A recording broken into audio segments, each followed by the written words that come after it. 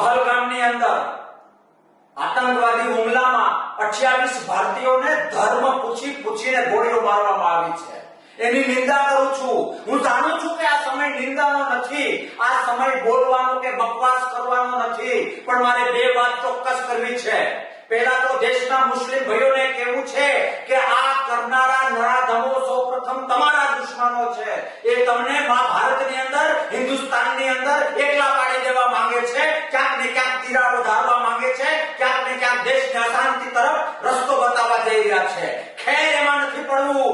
સરકારને મારે વિનંતી કરવી છે કે ગોતીને વિધિ નાખજો. અને માત્ર વાતો નહીં, જો કદાચ જરૂર પડે અને આ ઘટના માટે, આ હત્યાકાંડ માટે જો પાકિસ્તાન જવાબદાર હોય તો યુદ્ધ જાહેર કરો. ઘણા જ્ઞાનીઓ એવું કહે કે યુદ્ધ કરવાથી ઇકોનોમી પાછળ આવે. નહીં આવે. દેશમાં હજારો લાખો લોકો એવા છે. હું વ્યક્તિગત 11 કરોડની જવાબદારી લઉં છું.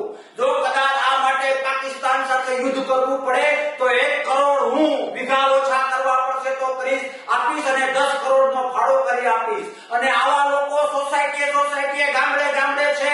ઇકોનોમીની કોઈ ચિંતા કરવાની જરૂર નથી.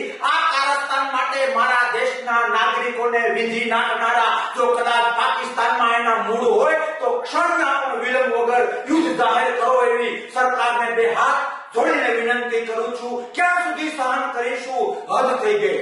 હવે સહન શક્તિની હદ થઈ ગઈ. યુદ્ધ એ જ કલ્યાણ.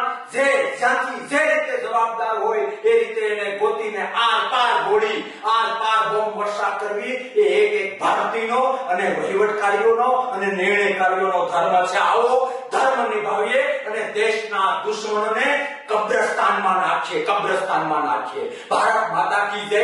અને જે લોકો શહીદ થયા છે, જે લોકો આ હત્યાકાંડના ભોગ બન્યા છે, એ બધાને મારો ભગવાન યોગ્ય સ્થાન આપે પ્રાર્થના. પણ ફરીથી કહું છું, યુદ્ધ એ જ કલ્યાણ. કોઈ જાતની ચિંતા કરવાની જરૂર નથી, કોઈ જાતનું મૂંઝાવાની જરૂર નથી. એક ભારતીય તૈયાર છે. એક ભારતીયની અંદર એ આગ છે કે બદલો લેવો છે, ડંકાની ચોટ પર લેવો છે અને તાકાતથી લેવો છે. જય હિન્દ. ભારત માતા કી જય. માં motor driving, safe and sure driving. Driving એ શોખ સાથે આપની મોટી જવાબદારી પણ છે. અમારા ઇન્સ્ટ્રક્ટર દ્વારા સચોટ અને સરળ માર્ગદર્શન. આપની રોજની તાલીમની માહિતી મેળવીને શું અધુરાશ છે એના ઉપર પૂરું ફોકસ કરાય છે.